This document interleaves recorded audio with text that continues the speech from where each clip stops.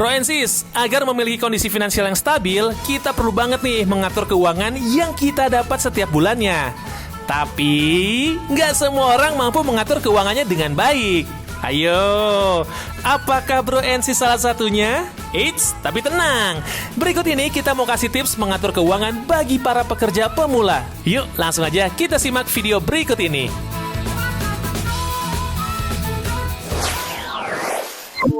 Milenial ini merupakan anak-anak muda yang sebenarnya perlu melakukan manajemen keuangan sehingga dia bisa mengatur antara pengeluaran dengan pemasukan pendapatannya. Karena tidak semua milenial memiliki keberuntungan.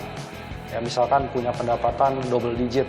Tapi banyak juga milenial yang pendapatannya berkisar antara UMR sampai dengan 5-6 juta rupiah per bulan.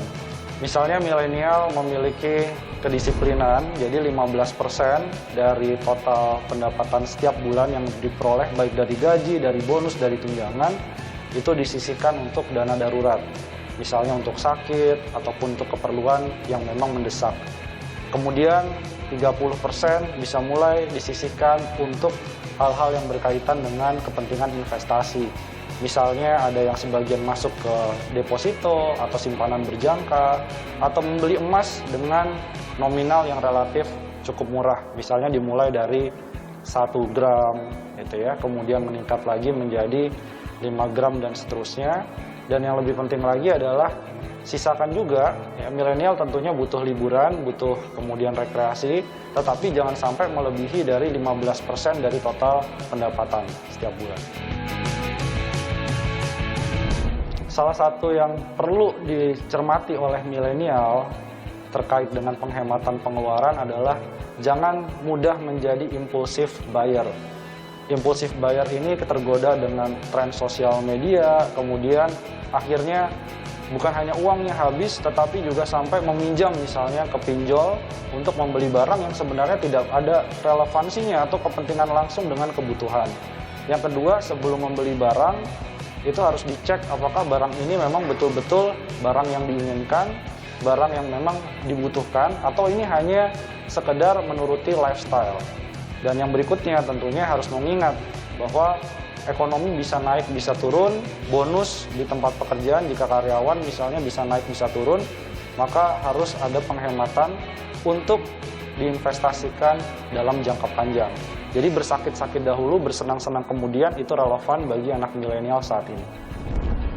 Sebagai contoh, dengan upah ataupun gaji pokok sebesar 5 juta rupiah per bulan, khususnya di daerah Jabodetabek, maka salah satu cara untuk mengatur strategi keuangannya adalah 1,5 juta rupiah itu dialokasikan untuk dana darurat. Kemudian 2 juta rupiah ini bisa dialokasikan untuk investasi, minimum 2 juta rupiah. Apakah bisa misalkan 3 juta rupiah, asalkan pendapatan bisa menutupi kebutuhan pokok untuk makan, kemudian untuk membayar kontrakan atau membayar cicilan, maka sisanya itu harus diolah antara investasi kemudian kebutuhan dana darurat. Sehingga setidaknya tabungan ataupun sisanya masih ada 1-1,5 juta rupiah yang bisa dimanfaatkan.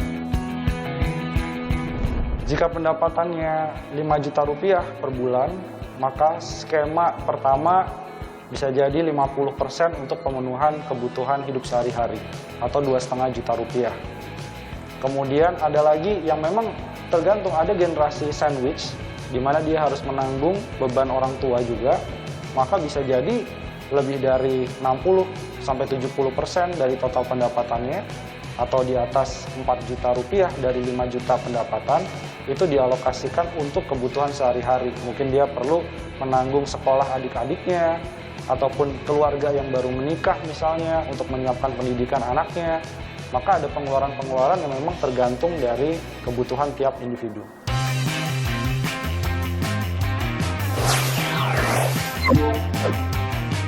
Gimana Bro and sis? Bermanfaat bukan tipsnya? Ayo Bro and sis, mulai dari sekarang kita rajin menabung dan berinvestasi. Oke?